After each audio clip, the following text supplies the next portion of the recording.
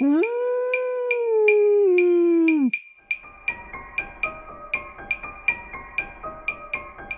Êtes-vous prêt à voyager des frontières de vos peurs aux limites de vos rêves, à rencontrer des mythes et des légendes, des diables et des anges, à vous laisser conduire sur les chemins de l'étrange? Arcanum Fabulas. Saison 7.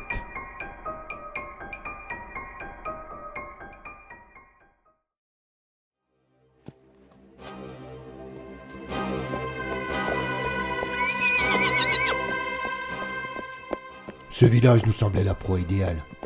Quelques paysans égarés au milieu d'une forêt.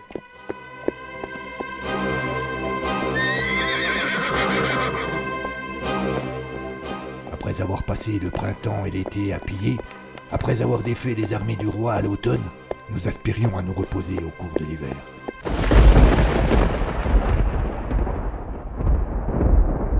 Mais ce village n'était pas un village ordinaire, et son secret va nous mener en enfer. Cernunnos, la naissance du diable. Épisode 17.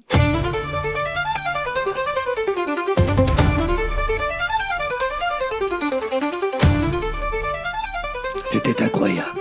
Malgré son âge, malgré sa constitution fragile, le vieux fou courait si vite que je peinais à le suivre. Même l'obscurité ne semblait pas le gêner. On eût dit qu'il voyait comme en plein jour.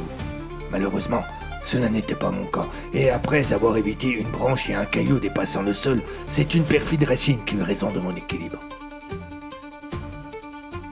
J'ai accompagné ma chute d'un juron typique que je n'eus même pas l'occasion de terminer et qui s'enfuit dans le sol en même temps que mon visage. Blessé dans mon orgueil, je me relevai rapidement. Ma joue était griffée, j'avais un horrible goût de neige et de terre dans la bouche et mon genou était douloureux. Pas question pour autant de perdre le vieux et de risquer de se retrouver face aux créatures. Heureusement, le fou avait dû entendre mon corps chuter et il s'était arrêté. Il était revenu vers moi et dans sa langue qui m'était toujours inconnue, il me posa une question. Dans certaines situations, il est plus facile de deviner ce que quelqu'un vous demande, même si vous ne maîtrisez pas son langage, et j'imaginais qu'il me demandait si tout allait bien. Ça va, répondais-je sur un ton agacé qui permettait de dissimuler ma honte. Il prononçait une seconde phrase toujours aussi incompréhensible, mais comme il l'accompagnait d'un geste qui m'invitait à le suivre, je sus ce qu'il attendait de moi. Ma triste mésaventure ne parut pas le convaincre qu'il aurait été bon de ralentir le rythme, et il reprit sa course à la même allure. De mon côté, ne voulant surtout pas tomber une seconde fois, et de peur que mon genou et mon honneur n'y survivent pas, j'avançai avec plus de prudence, sans traîner pour autant. L'écart entre le vieux fou et moi commença donc à augmenter. Quand j'eus la certitude que j'allais le perdre, je me résolus à crier « Attends-moi, bon sang !» Il n'entendit pas. « Attends, je n'en peux plus, arrête-toi !» Nouvelle fin de non-recevoir, et puis un tronc plus gros que les autres derrière lequel je l'ai vu disparaître, et plus rien. Lorsque j'arrivai à hauteur de l'arbre, plus aucune trace de mon sauveur. Merde!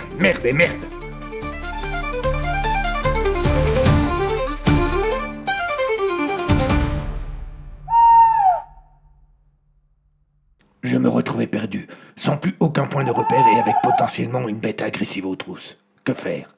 Tout d'abord reprendre son souffle, retrouver ses esprits pour pouvoir réfléchir sereinement. Un grognement et le bruit d'une branche qui craque me firent comprendre que je n'avais pas le temps pour de telles futilités. Par réflexe, je me baissai et je me collai contre l'arbre le plus proche de moi. Nouveau grognement et le bruit sec de pas dans la neige. Je me penche légèrement et je distingue l'ombre de la bête toute proche de moi.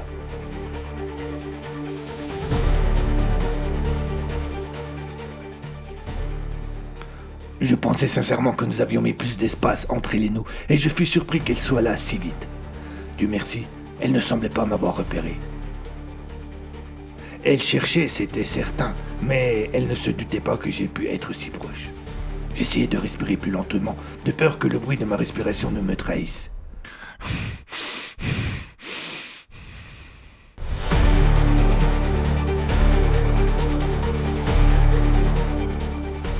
Je me penchai une nouvelle fois.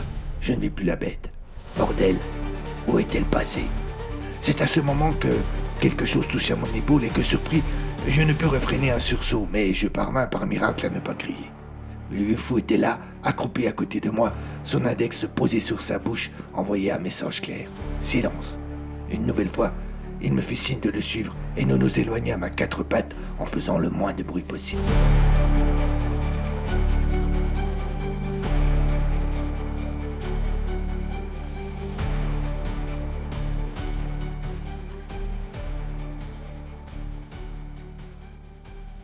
Mon guide finit par s'arrêter à l'abri d'un rocher. Il me fit signe de ne pas bouger et ajouta quelque chose dans son langage incompréhensible.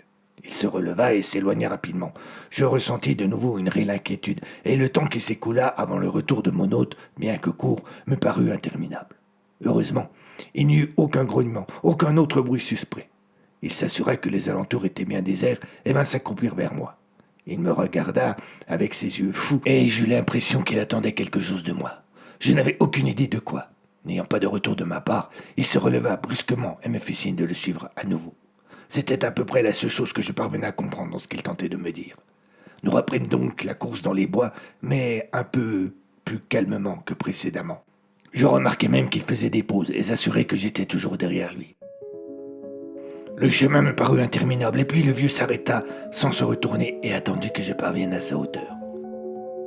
Nous étions arrivés à l'orée du bois et je découvris que nous étions au village.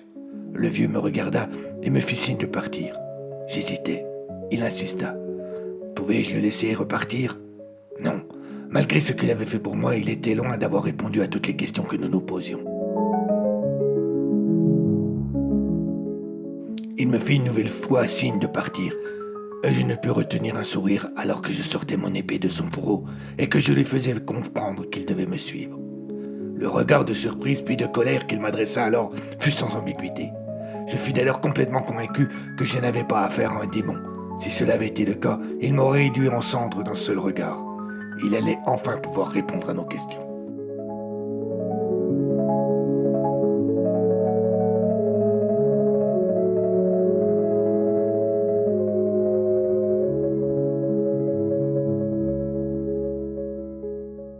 Lorsque j'entrai dans la pièce, le vieux me jeta un regard haineux.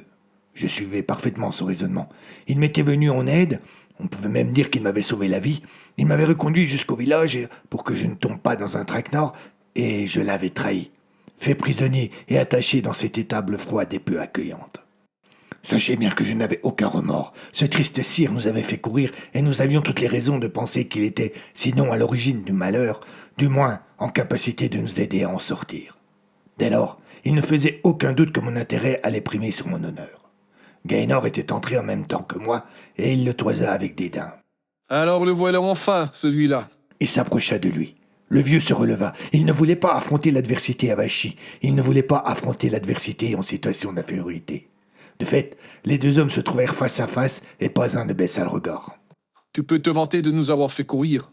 affirma le Gallois sur un ton de défiance. Le fou répondit quelque chose de toujours aussi incompréhensible et cracha au sol.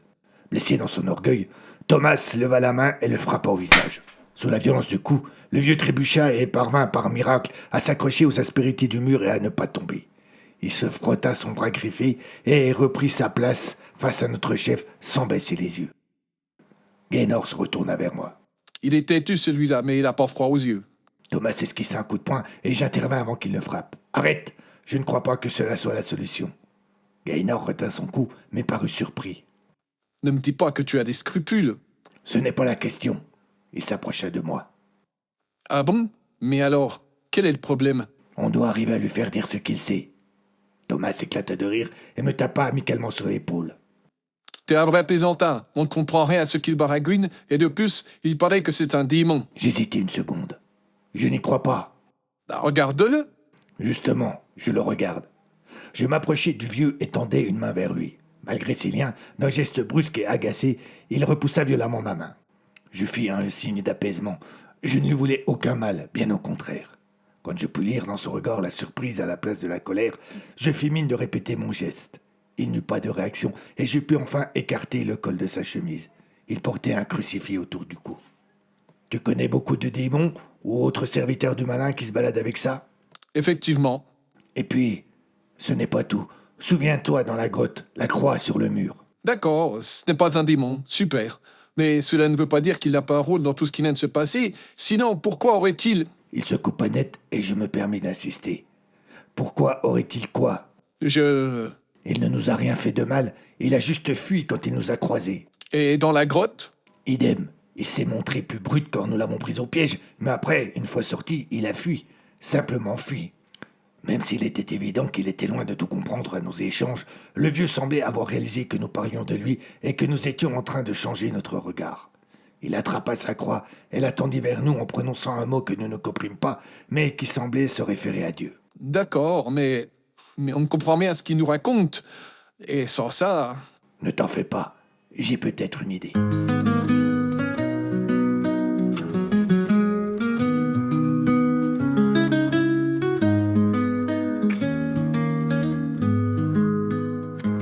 Je ne comprenais rien aux paroles du vieux fou, même pas un mot qui peut ressembler à ma langue maternelle.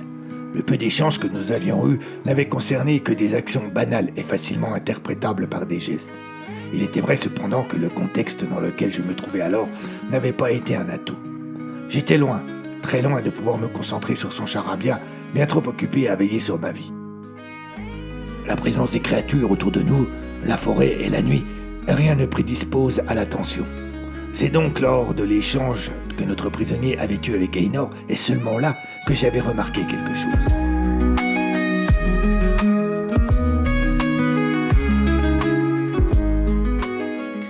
La mélodie de la langue, le son des mots, l'intonation, j'avais déjà entendu cela. Il ne s'agissait pas du dialecte du diable, mais d'une langue que j'avais déjà croisée. Pendant le houleux échange que le gallois avait eu avec le vieux, je me mis à rechercher. Où avais-je entendu cela? Le bruit de la gifle que Gaynor laissa voler m'arracha un court instant à mes pensées, juste assez pour voir le visage du vieux fermé, tendu, le regard résolu, et comprendre que la menace et la violence ne le feraient pas céder.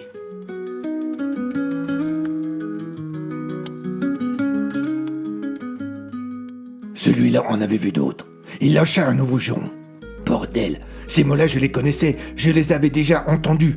Une insulte sur l'occupation professionnelle supposée de la mère de son vis-à-vis. Et en même temps que je les traduisais en pensée, je me souvins de qui les avait prononcés, ou plus précisément, de qui les prononçait régulièrement, à chaque contrariété, à chaque fois qu'il se faisait écraser aux cartes. Gaynor esquissait à ce moment un geste pour donner un coup de poing, et là, je décidai de l'arrêter.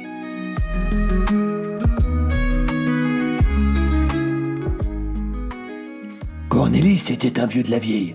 Personne ne connaissait vraiment son âge, et il me semblait qu'il avait toujours été avec nous. J'avais depuis longtemps oublié quelle était la première bataille que nous avions livrée ensemble. Grand gaillard blond dont l'âge l'orientait lentement vers le gris et qui commençait à se dégarnir, il avait un nez énorme d'où s'échappait une touffe de poils étonnamment épaisse. Son visage buriné, ses joues marquées de cicatrices et sa bouche aux lèvres larges et disgracieuses ne parvenaient pas à cacher l'étrange beauté de ses yeux bleus. Il me semblait que je l'avais toujours connu âgé, mais j'étais certain que dans sa jeunesse, il avait dû avoir un air d'Apollon. Toujours est-il que ce jour-là, ce n'est pas ses caractéristiques physiques qui m'intéressaient. Non, ce jour-là, c'est son origine qui retenait mon attention. Et la façon si particulière qu'il avait d'insulter ceux qui le battaient aux cartes en utilisant une expression de sa langue natale qui faisait allusion à l'occupation supposée de la mère de son adversaire. Cornelis était flamand. Cela s'attendait peu car, au fil des années, il avait appris à maîtriser les accents et les subtilités de notre langue. Toutefois, parfois, lorsque la colère ou l'alcool reprenait le dessus, il laissait remonter à la surface tous les accents teutoniques de sa langue d'origine.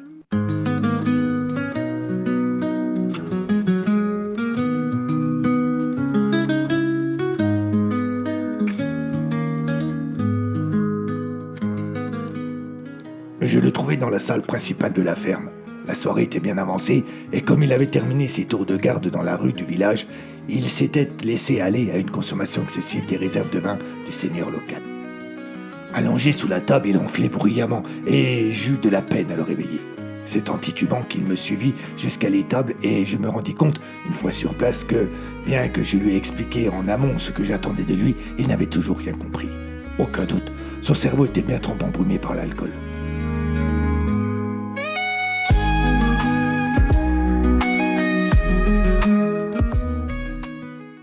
Qu'est-ce que je fous là? Me demanda-t-il lorsqu'il se retrouva devant le vieux. Je te l'ai dit, je pense que c'est un de tes compatriotes, je voudrais que tu traduises ce qu'il nous raconte. Cornelis regarda de nouveau le vieux et balança un... Gourette. Le visage de ce dernier s'éclaira d'un sourire que l'on n'aurait jamais cru possible chez celui que nous prenions jusque-là pour un démon. Il répéta 2 fois « Groët, Groët » et se lança dans les explications débridées. Il parlait si vite avec une telle excitation qu'on eût dit que sa vie en dépendait. En face, Cornelis qui s'était appuyé contre le mur et nous tournait le dos à Gaynor et à moi. Il n'avait aucune réaction et cela me surprenait au vu de l'agitation de son compatriote. Et puis d'un seul coup, il se tut. Il regardait Cornelis avec colère. Pourtant, Dieu m'était témoin que notre compagnon n'avait pas prononcé le moindre mot. L'explication de ce changement d'attitude, de cette perte d'enthousiasme, nous parvint un instant après. Juste un instant après, lorsque nous entendîmes un discret ronflement. Je ne voulus y croire. Je m'approchai donc de Cornelis, lui mettais la main sur l'épaule pour attirer son attention et le tirai en arrière. Il perdit immédiatement l'équilibre et agita les bras pour le retrouver. Je venais de le réveiller. Le Flamand était bien plus ivre que je ne l'avais pensé. Je sentis monter la colère en moi. Pourtant, on ne pouvait pas dire que Cornelis avait fait quelque chose de particulier. La beuverie était chose courante chez nous, et nous tirions plus souvent fierté que honte. Tenir plus longtemps que son camarade, prendre toujours un verre de plus, c'était la gloire. Cela nous permettait de sortir du côté pathétique de nos existences de guerriers et d'oublier nos soucis. Seulement voilà, cette fois-ci, les choses étaient bien différentes. Nous étions dans une situation des plus critiques, et ce vieux fou enchaîné devant nous était peut-être le seul à pouvoir nous aider. L'idée qu'un surplus d'alcool allait nous empêcher d'obtenir des réponses tant attendues me rendait fou. J'eus une terrible envie de coller mon poing dans la figure de Cornelis, qui était toujours perdu dans la brume de son esprit alcoolisé. Je me retins. Pourquoi? Comment? Sans doute un miracle. C'est alors que Gaynor m'interpella. « Pousse-toi » me hurla-t-il. À cette injonction, je me retournai pour voir ce qui s'est passé. J'ai juste le temps de voir le Gallois tenant un seau et s'apprêtant à en jeter le contenu sur notre compagnon flamand. « Bordel !» criai-je en reculant prestement de 3 pas. L'eau quitta le récipient et m'a donné une douche bien méritée à Cornelis. Nom de Dieu, Lâcha le Flamand qui, d'un seul coup, semblait totalement dégrisé. qui est le bougre d'imbécile de raclure de merde qui m'a fait ça? Il regarda Gaynor et comprit. « C'est moi. Répondit calmement le Gallois. On va peut-être pouvoir ramasser maintenant. » Cornelis était furieux, mais il n'eut pas d'autre réaction que de nous menacer du regard. Il s'écoula un court instant, puis le Flamand se détendit et éclata de rire. « Sacré Gaëtan, tu m'as bien eu. C'était le but. Bonne technique pour me ramener au présent. Ouais, je n'en ai pas trouvé d'autre. Bien, parfait. Il se frotta les mains. Qu'est-ce que je fais là? À cet instant, j'hésitais entre rire et pleurer. Finalement, je ne fis ni l'un ni l'autre, et je me suis contenté d'expliquer de nouveau ce que nous attendions de lui.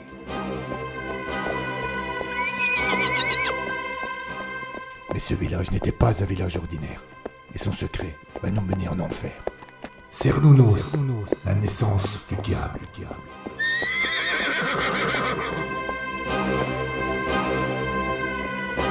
À suivre.